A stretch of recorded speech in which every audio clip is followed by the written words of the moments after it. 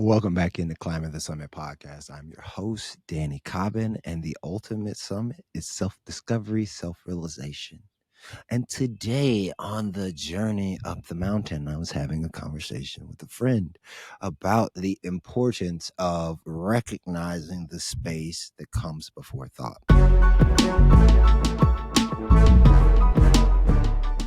Almost any spiritual book, any old text about self-discovery, self-realization, it's like if you start talking about these things, you know for a fact you don't know what you're talking about.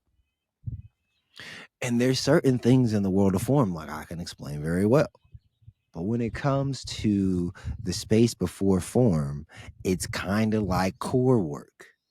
If you increase your core stability, you will be able to run faster, jump higher, run further, do everything that you want to do physically better. Now, if I'm a football player, I want to work on speed. I want to work on strength. I want to work on power. If I am a runner, I want to work on stamina and endurance, right? How do I work on all of these components at once? Yeah, no, I don't stop doing whatever I need to do in my own personal life, in my own personal exercise journey. I don't stop doing the things that I need to do. I add in this type of core component that allows an integration of my muscle fibers, of my body, if you will. So essentially recognizing the space before thought, the space before form is essentially like a superpower of integration between you and that higher self, that higher component of you. Now, can I describe to you what my higher component feels like and then tell you what that is? Maybe, but that feels like a waste of time. What's important to notice or to note is that we live in the reality of time, and time equals change. So everything that changes is in this reality. But what is it that is timeless? There's a piece of you that is timeless, that goes unchanged. And that piece of you that goes unchanged is the space before thought, right? Abraham Hicks talks about it as the void. And there's all these people who talk about the space within, and but when we tap into it, when we get a glimpse of it, the Yoga Sutras talk about it. We have these superpowers as human beings. No, that doesn't mean we can go flying and we can go levitating around and stuff. That's not what that means. It just simply means that we have the power of complete concentration on one task, one topic. We have the ability to go inside of ourselves and to see the things that are working for us and that aren't working for us.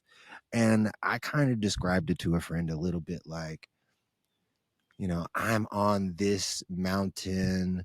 Let's say 5 years ago, I was literally, I thought I was being helpful to my relationship by always consistently saying we need to get better. But once I recognized that space within, it was almost like this instantaneous shift where it was like, oh, that is actually the issue with my relationship.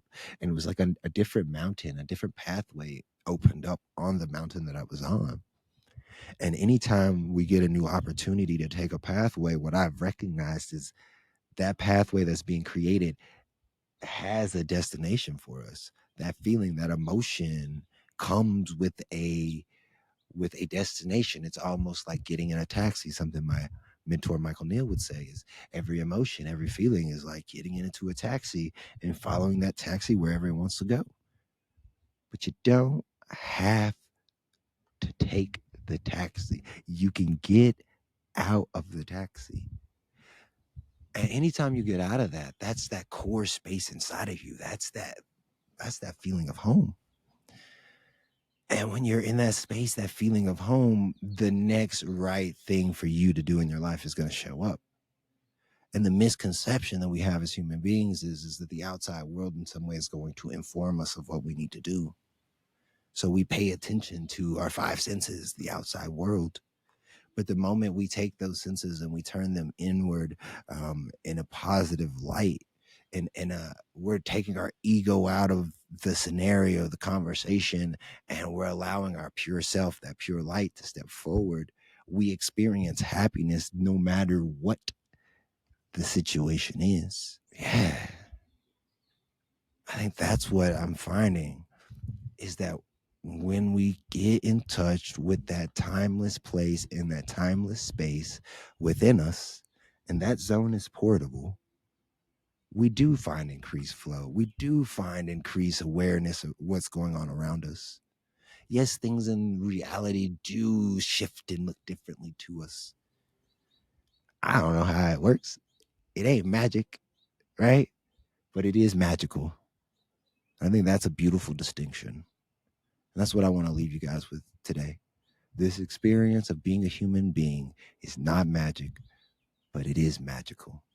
I love you guys. We'll see you next time.